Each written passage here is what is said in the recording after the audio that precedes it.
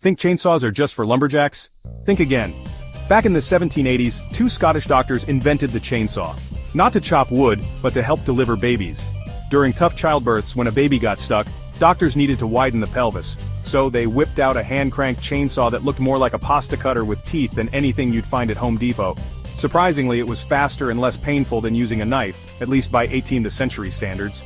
This tiny, terrifying tool eventually inspired the roaring chainsaws we know today. So yeah, chainsaws started their journey in the delivery room, not the tool shed. Next time you hear a chainsaw revving, just remember, it was originally a medical device meant to save lives, not scare them. More terrifying as a tool, or a treatment?